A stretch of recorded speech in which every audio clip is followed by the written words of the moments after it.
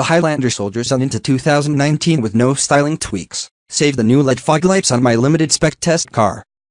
Still, Toyota's midsizer wears fairly bland sheet metal and styling. It doesn't look bad, but it certainly doesn't have much curb appeal. Like the outside, the interior carries over unchanged and is free of visual sizzle. Instead, you get a straightforward and functional layout that's easy to work through, with large climate controls. Lots of nooks and crannies to stash things and roomy accommodations for folks in the first and second rows of seats.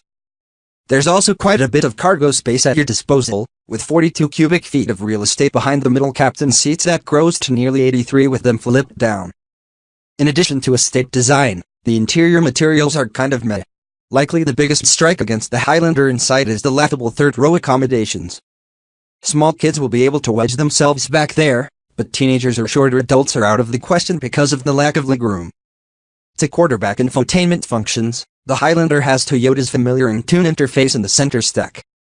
Operation-wise, it's a solid system, with a responsive, 8-inch touchscreen that quickly swaps between all the different menus. It's intuitive to work through thanks to large, clearly labeled icons. Entering destinations into the limited standard navigation system is easy with route calculations getting completed in a flash. Entune also features a good, but not great 12-speaker JBL audio setup, Bluetooth, satellite radio and real-time weather information.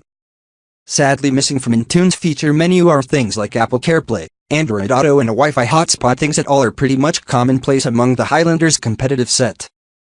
That, along with the not very fresh and vibrant screen imagery, causes the infotainment system to really show its age.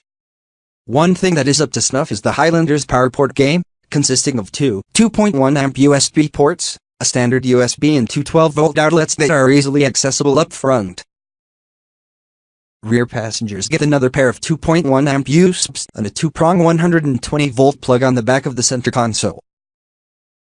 No phone or tablet should ever go dead on board this Toyota.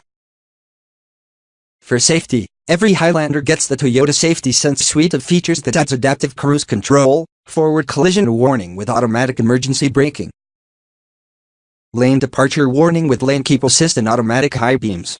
The limited safety tech list also gets bulked up with blind spot monitoring and rear cross traffic alert, which are both handy features to have. While you can get 4-cylinder and hybrid-powered Highlanders, my tester is equipped with a smooth 3.5-liter V6, making a stout 295 horsepower and 263 pound-feet of torque. That works with an also slick 8-speed automatic gearbox that sends power to all four wheels. The drivetrain combo is refined, with linear power delivery and well-timed up and down shifts. The only small annoyance is muted throttle response at tip-in, but after that it just goes to make easy work of expressway merging and passing. With all-wheel drive, the app estimates the V6-powered Highlander will return 20 miles per gallon in the city, 26 miles per gallon on the highway, and 22 miles per gallon combined. After 1 week of mixed winter driving, I saw 20.2 miles per gallon. Considering the long idle times during cold morning startups, not to mention my heavier right foot, that's not too bad. But the Highlander does fall behind much of its more modern competition on the fuel economy front.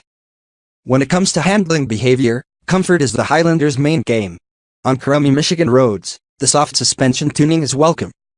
The suspension softens blows from frost heaves and potholes to make running around town more than tolerable. Lightly weighted steering with a little play on center is also fitting of the car's calmer demeanor.